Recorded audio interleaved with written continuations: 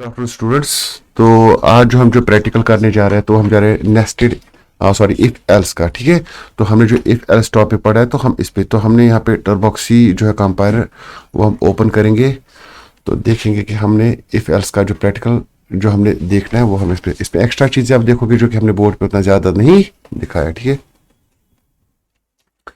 तो let start. तो हम क्या करेंगे, एक प्रोग्राम हमने यहाँ पे बनाया इंट एक्स। तो हम यहाँ पे स्कैन नहीं लेंगे फिलहाल क्योंकि हम यही लेंगे वैल्यू इफ एक्स।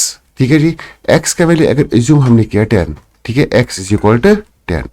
तो अब हमने क्या बोला कि जो एक्स का वैल्यू अगर लेस देन 100 है या कि 10 लेस देन 100 है तो एक्स इज लेस देन 100 तो ट्रू। तो एल्स क्या होगा, हम इसको रन करेंगे आर्ट सी कंपाइल करके, देन आर्ट आर रन करेंगे तो हम इसको देखेंगे हमें वैल्यू आया कि x इज लेस देन 100 क्योंकि 10 लेस देन 100 है। Now in the second case अगर हमने क्या लिखा x का वैल्यू 200, तो 200 का जो वैल्यू है तो हम इसको कंपाइल करेंगे। तो अब जब हमने इसको रन किया तो इसने दिखाया कि 200 जो है वो ग्रेटर देन 100 है। Okay, got it. तो ये था सिंपल इफ एल्स का। हाँ, तो लेकिन अब मसला इसमें एक चीज हो रहा है कि जो इफ जो है if by default hold one statement, else by default hold one statement। तो एक्चुअली रीजंस क्या है else को लाने का कि जब हमें या तो if का जो पार्ट एग्जीक्यूट करवाना है या तो else। एग्जांपल कि मेरे पास दो ग्रुप्स आए, एक ग्रुप को जावा पढ़ना है, दूसरे ग्रुप को सी प्लस प्लस पढ़ना है। अब मेरा काम तो पढ़ा रही है, अगर मैं जावा वालों को बोलूंगा कि मैं आपको पढ़ाऊंगा तो सी प्लस प्लस वाले नाराज हो जाएंगे, तो सी प्लस प्लस वालों को बोलूंगा कि आपको पढ़ाऊंगा तो जावा वाले नाराज हो जाएंगे। इसलिए मैंने उनको बोला कि आप टॉस कीजिए, जो बंदा जीतेगा तो मैं उसी को ग्रुप को पढ़ाऊंगा।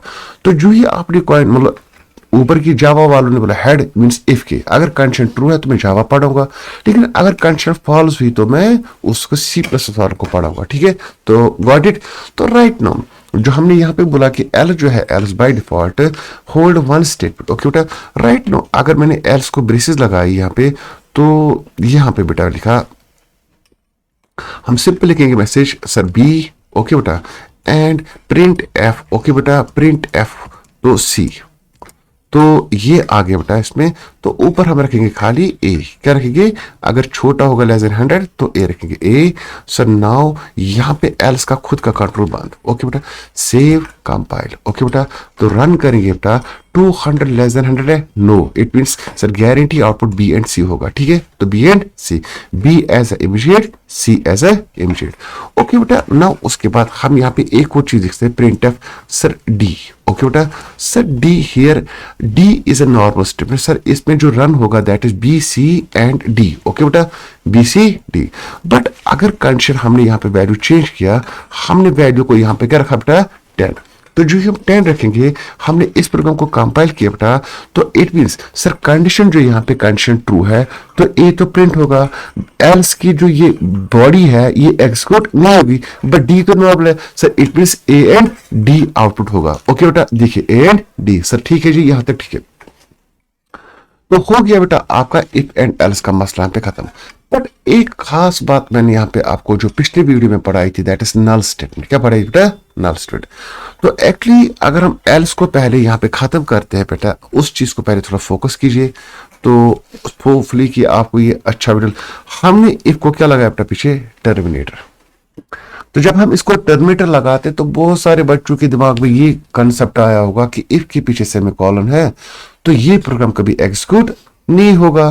तो please focus on that example.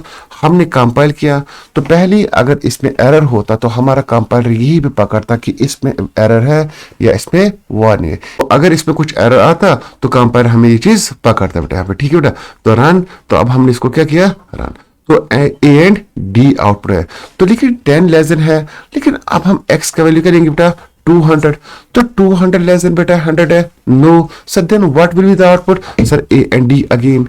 Sir output क्या, ये जो मसला है जब कंडीशन ट्रू होती है या कंडीशन फॉल्स होती है, दोनों केस में सर जो आउटपुट आ रहा है वो ए एंड डी आ रहा है। सर इट इज बिकॉज क्योंकि हमने पहले बोला कि इफ जो है if by default hold one statement. Okay बेटा, तो इफ का कंट्रोल इस तक है, this is not a semicolon, this is null statement. Okay, तो A and D becomes normal. Okay, तो यहां से तो सेम केस बेटा, अब अगर मैंने यहाँ पे लिखा ये चीज लिखा, तो मैंने यहाँ पे लिखा एल्स, ओके बेटा एल्स। तो अब अगर मैंने एल्स के पीछे क्या डाला, सेमीकोलन, क्या डाला, सेमीकोलन। तो इस प्रोग्राम में क्या प्रॉब्लम आ सकती है? तो बहुत सारे लोग बोलते हैं कि इसमें चलो अगर हमने एज्यूम किया एक्स का वैल्यू बेटा हम लेंगे 10, क्या लेंगे बेटा 10, 10 लेस देन बेटा 100 है, हाँ जी। तो प्रिंट क्या है बेटा ए, तो डी तो प्रिंट नहीं होगा, होगा कि नहीं ये आपको खुद देखना है। तो मेरे हिसाब से कि डी भी प्रिंट होगा, ए and D will be the output. Sir run करेंगे हम ए and D. Sir how it is possible? Again sir L जो मैंने एल्स को यहीं पे टर्मिनेट किया कि यहाँ पे जो नल स्टेट एल्स का कंट्रोल बाय डिफॉल्ट एक statement that and that is this statement, okay. तो D becomes again normal, okay बेटा। तो इन दिस केस सर अब आप यहाँ पे 200 भी लोगे, अगेन इफ का कंट्रोल जो है बेटा वो यहां तक है बेटा, ओके, एंड एल्स का कंट्रोल बेटा कहां तक है, यहां तक। तो डी बिकम्स नॉर्मल। तो देखिए बेटा इसका भी, तो अगेन डी आ गया बेटा क्योंकि पहली वाली कंडीशन फॉल्स है। बट व्हाट हैपेंस कि अगर हमने सेमीकोलन यहां पे लगाया, ठीक है बेटा, तो अब हमने सेमीकोलन कहां पे लगाया, यहां पे। तो जो ही हमने सेमीकोलन यहां पे लगाया बेटा, तो अब हम इस प्रोग्राम को कंपाइल करते हैं बेटा, तो अब हमें गारंटी बेटा आपको अब एरर आएगा। तो अब एरर आ गया, एरर 1 तो आ गया। अब एरर क्या हो सकता है यहाँ पे, misplacement of L statement, misplacement of L. जो ही एंटर करूंगा तो ये है बेटा आपका मिसप्लेसमेंट ऑफ एल्स। आपने एल्स को गलत जगह पे लगाया, आपने एल्स को गलत जगह पे लगाया है, तो दैट इज द रीजन कि ये आपको दिखाया। क्योंकि आप देखिए कि गलत कहां पे हो रहा है, क्योंकि एक पॉइंट एक बेटा आप नोट कीजिए, there should be no normal statement in between if and else, okay. फिर से बोल रहा हूं, there should be no normal statement in between if and else, okay बेटा। ये बात कंप्लीट हुई। या अगर आप इसको ऐसे भी अंडरस्टैंड सकते, sir whenever if portion ends else portion should begin। तो जब भी if का पोर्शन खत्म होगा else पोर्शन स्टार्ट होना चाहिए। या दूसरा तरीका if और else के बीच में कोई भी नॉर्मल स्टेटमेंट नहीं हो चाहिए।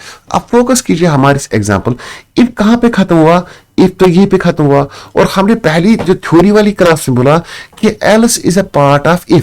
तो if जब यहां पे फिनिश हुआ कोई इशू नहीं है बेटा, देन उसके बाद नॉर्मल स्टेटमेंट आई बेटा, तो वो भी ठीक है बेटा। देन उसके बाद एल्स आया, बट एल्स जो है एल्स ये किसका पार्ट है, एल्स को हम इफ के बगैर नहीं लिख सकते, क्योंकि अगर हम देखेंगे सारी प्रॉब्लम जो की वो किसने की, ए ने, क्योंकि ए जो है ये इफ और एल्स के बीच में आ रहा है, तो ये एक्ट्स एज अ नॉर्मल। अगर हम इस ए को खत्म करेंगे तो इसमें देखिए, इसको मैंने कमेंट किया, तो देखिए बेटा अब कोई एरर नहीं है बेटा, अब रन आराम से होगा, ठीक है बेटा।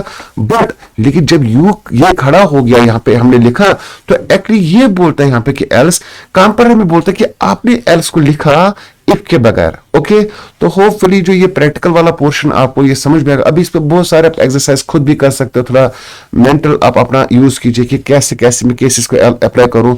तो अगर कहीं पे आपको कोई इशू आ रहा है तो हमें प्लीज कमेंट सेक्शन में बताइए, ताकि हम आपको उन चीजों को रिप्लाई कर सके। तो प्लीज इस चैनल को सब्सक्राइब कीजिए, शेयर कीजिए एंड लाइक कीजिए। Thank you very much.